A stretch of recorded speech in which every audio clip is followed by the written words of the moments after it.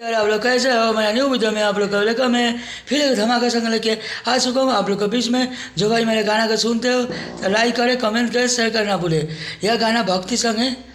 आ गया, अब दशहरा आने वाला है, इसलिए भक्ति संग आप लोग के पहरे दे रहा हूँ अपना यूट्यूब चैनल पर। चलिए आप लोग इस गाना को लाइन बाय लाइन सुनते हैं। ए दुर्गा माई दर्शन देखाई आइल बस सेवक तोहार। या तुम नहीं देखो तेरे पढ़े। ए दुर्गा माई दर्शन देखाई आइल बा सेवक तोहार। अरे दर्शन देखाई माई शेर के सवरिया आइल बाबे सेवकन तोहार। यहाँ दो बगल है। अरे दर्शन देखाई माई शेर के सवरिया आइल बाबे सेवकन तोहार।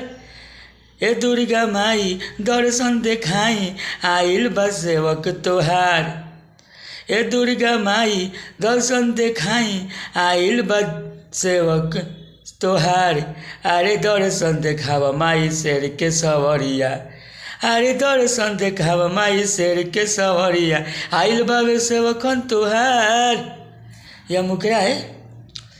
इस गाना को ट्रैक बनवा के आप लोग गा सकते हो फ्री में। चलिए अंतर तू सुनाते हैं। जो भाई के गाना लिखवाना चाहते हो तो मेरे कमेंट करिए, ऐसे कमेंट कीजिए आप फेसबुक पर और यूट्यूब पर, दोनों पर, ऑफिशियल बबलू बिजली पर चैनल पर। चलिए अंतरा वन सुनते हैं। भीड़ भरी लागल बरौरा दुआरी एक बार खोली नयापन केवारी। ए माई भीड़ भरी लागल बरौरा दुआरी एक बार खोली नयापन केवारी। एसेरा वाली खोली ना केवारी भक्तन तो बावे खारा तोहार। अरे दर्शन देखावा माई आई के ए दर्शन देखावा माई शेर के सवरिया आइल बाबे सेवकन तोहार। यहाँ दो बगन है। अरे दर्शन देखावा माई शेर के सवरिया आइल बाबे सेवकन तोहार। यह अंतरा वन था, यह मुखरा है, यह भक्ति संग लिखा हुआ सॉन्ग है। तुम नहीं देखो ट्रैक पर। जो भाई मेरे चैनल को सब्सक्राइब नहीं किया है जल्द जाके सब्सक्राइब कीजिए। जल्द भक्ति संग आने वाला है लगातार। चलिए। चढ़ते दशहरा माई बन गई सेवक रौरा चरनिया में मिलेला नेवक। यहाँ दो बगाना है। चढ़ते दशहरा माई बन गई सेवक रौरा चरनिया में मिलेला नेवक।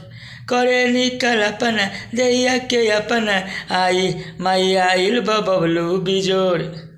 करे निकल अपना दैया के अपना माई आइल बबलू बिजोड़। अरे दर्शन देखावा माई शेर के सवरिया आइल बाबे सेवकन तोहार। अरे दर्शन देखावा माई शेर के सवरिया आइल बाबे सेवकन तोहार। यह मेरा यूट्यूब पर अपलोड होगा। जाइए मेरा यूट्यूब पर लाइन बाय लाइन गाना सुनिए। मस्त लगे तो भाई के लिए लाइक करें, कमेंट कर, शेयर करना भूले। आप लोग मेरे चैनल पर जाते हो लेकिन गाना सुनते हो, लाइक नहीं देते हो। ए भाई सपोर्ट कीजिए थोड़ा बबलू बिजली के।